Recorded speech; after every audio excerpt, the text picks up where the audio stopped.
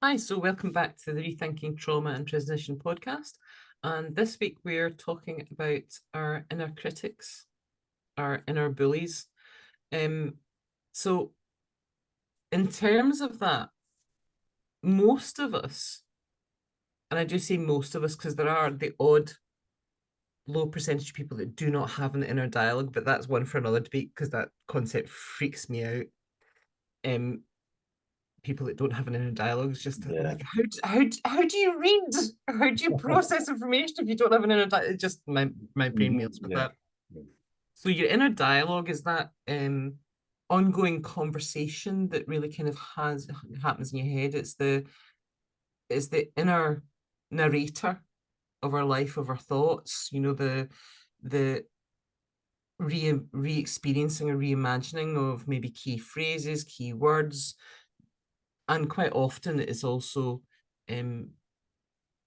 based on our previous experiences. Rich? Yeah. So often when we are children, we experience what adults, maybe older children, and possibly peers as well, are throwaway lines. And we kind of take those lines to heart. So for argument's sake, is you're doing art in school and a teacher will come up to you and go, kind of thing. And so you're instantly there going, well, I can't draw, I can't write, I can't paint, I'm not good at this, I'm not good at that. So it's all these kind of negative connotations that we take in. And people also expect, for some bizarre reason, is like a 7-year-old to paint in Sistine Chapel. Unless you're a child prodigy, not many kids are going to be able to do that. So, yeah, we take all these problems on and then we find them deeply ingrained within ourselves. We add that to the beliefs about who we are, and then that adds into the identity of who then we become and the potential lives that we do leave. Obviously, at some point, we can leave these unnecessary, unwanted beliefs behind and just get rid of all these unnecessary and throwaway lines, but some of them can be very much reinforced when adults say to us is, for argument's sake, money doesn't grow on trees, money is hard to come by, or you're no good at this and you're no good at that, you'll never achieve much. And those are then redefining who we can identify as, and they're quite difficult to break down as well. So I think listening to you there, Rich, what occurred to me is there are certain phrases that maybe I carry from my childhood that have been said maybe in the spur of a moment that are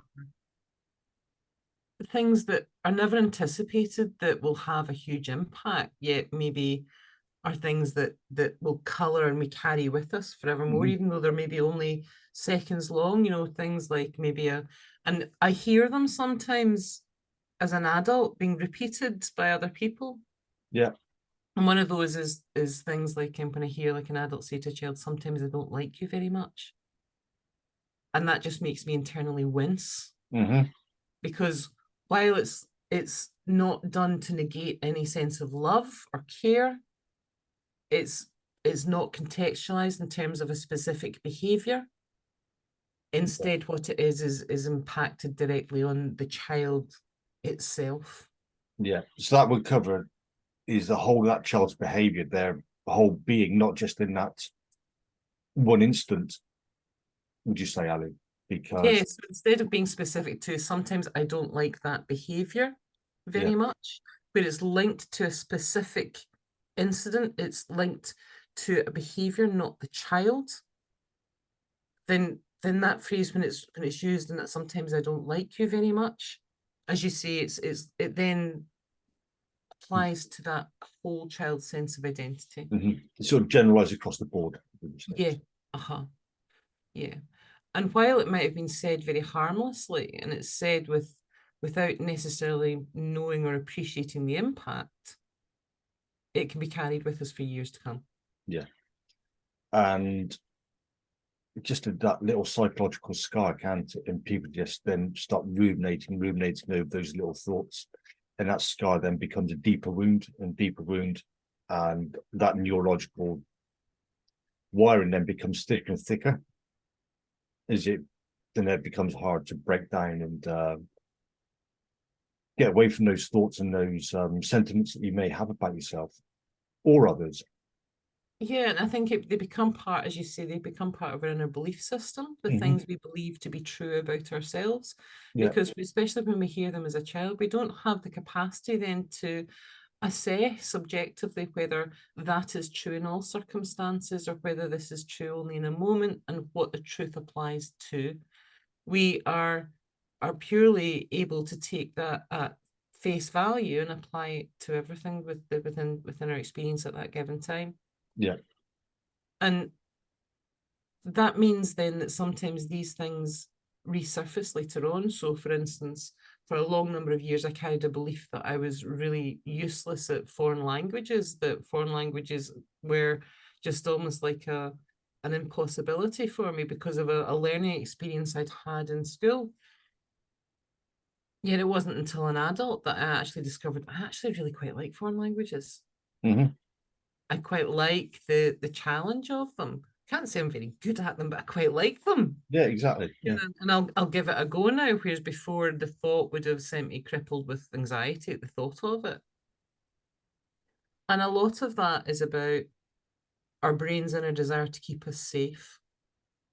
And that means that what happens is that sometimes these inner dialogues that we have, these remembered phrases, resurface at points where maybe we are stepping out of the normal, where we are maybe stretching our boundaries, our capacities, our learnings into new experiences. And that's when these negative voices, these inner critics and inner bullies come out. And I'd invite you to consider that maybe their intention isn't to necessarily always negate us or make us feel less, but to keep us safe, because what they're identifying as a possible threat to the stability, a threat to our safety and our well-being. So they roll out those negative phrases as a limiting action to get us to withdraw and pull back and keep us safe. Now, the interesting thing is that quite often these inner critics, and a way to identify them, identify the source, is to have a sense check internally to see whose voice is it. Because when we sometimes recall or these phrases come to mind, they will be re-experienced in the voice they were originally given to us in. Yeah. It won't be our voice, it'll be the voice of the original delivery. You could think of it as say you're with a group of friends and everybody's obviously got a different voice. You know, I'll state the obvious here. So with that, you want to go off and do something that's beyond that group of people's experiences. And within that group, there'll be a lot of people going, you'll never be good enough to do that. You're not worthy of doing that. There'll be a few people going, are you sure you really want to be out there doing that sort of thing? You might have a few people going, good luck with that, but I might be here to pick up the pieces when you fail. And there'll be another group of people going, yeah, go on, go ahead. You know you can do this. You know you've got this. And it's which one of those group of voices or that particular voice do you listen to the most? Yeah. And sometimes, especially if we have you could say a library or a battery backup of all these negative phrases, our desire for safety, for well-being, for security overwhelms everything else, and these become the dominant voices. Now, the other thing is that these are almost like a time bridge for us. And what that does is that when that voice is re-experienced, when that phrasing, when that criticism is re-experienced, in a way, in that moment, we time jump back to the original hearing of it. And when we time jump, what we also re-experience is the emotional state that we experienced at the time of hearing that. Literally, we re-experience that as our 7-year-old self or 11-year-old self, as the earlier version of ourselves, hearing that verbal hit for the first time. And that means they can be really powerful. And you mentioned earlier about keeping us safe and all that sort of stuff. So we mentioned in a previous podcast is about survival. And it was the most cautious people that would not go near that Russian bush, for argument's sake, because they didn't really want to know, didn't want to go what's in there. But the people who were braver, for want of a better word, would go in, rush in head first, and may get killed by the old saber-toothed cat. So Well, the more cautious people then tend to breed on more, and we carry on those traits. well, I think that's it, isn't it? In that the more cautious have a higher percentage survival rate than the less cautious, especially when your environment is fraught with danger. Yeah. You know, that means that realistically one of the strongest urges that we have is the urge for survival and the urge for procreation, because we're all about continuing that lineage there. And that means that our brains will do anything it can to enable that possibility. Yeah. So so in terms of that emotional state, if we have the possibility to time jump back to that negative state, then that also means that we also have the potential to time jump back to positive states as well. Yeah, definitely, very much so. And this can be where you have your what's called an inner cheerleader, which is the complete opposite of your inner critic. Not to say your inner critic's bad, because it does obviously have some uses at some points, but depends how harshly you're talking to yourself. Yeah. And with that, the inner cheerleader is very useful for yourself to say, for argument's sake, depending on how much of a bad mood or how much of a bad state you're in, you just get in bed in the morning and you go, hey, I managed to put my feet on the floor. And you give yourself a bit of praise for it on one end of things, or you've done something really amazing and you just go, you know, you've done that. So you're building that state from a previous thing, go reconnect that state to the state you might be in now and go, yeah, I can get myself into a good mood, and listen to that what energy you've got to say to yourself. And I suppose from that, what strikes me is that when we look at things like ego states and resource states, and we're not going to go into it in great detail here because I think that's a topic worth the debate in its own right. In a way, we have these multiple facets to our personality. We have these multiple versions of ourselves. And that's why sometimes it might feel that something that we would normally do with great ease, it suddenly feels like the wrong version of us turns up that day. Yeah. And it just is a foobar of monumental proportions where normally you would absolutely rock it out the park. And now all of a sudden it's all going just horribly wrong. Yeah. And that could be literally because the wrong version of us has turned up, the wrong part of our team, the wrong state. Yeah. Is in could be, for an example, it could be a very somber moment, and then your inner comedian decides to come out and say something really stupid, and everyone's looking again, who is this idiot? Yeah. Or it could be that you normally absolutely rock it at presentations, but you turn up to do the really career defining presentation only to discover that your inner anxious 7-year-old has turned up and is all of a sudden on the stage going, oh no, I don't want to be here. And it's as simple as that player in your team being out of place. They're literally playing against their strengths. And that's something that I think probably it'd be worth us exploring in a bit more detail at a later date, Rich, in terms of how we can start to manage those resource states and how we can start to manage those different facets so that they actually work in sympathy and support of us. But it all comes back to our inner voices, our inner dialogues. It does, yeah. Yeah, so it'd be good to tell people about the ideas behind where it came from, that sort of stuff, about ego states, resources, or parts, however people want to look at it. So today we just talked about your inner dialogue, where it is and why it's useful.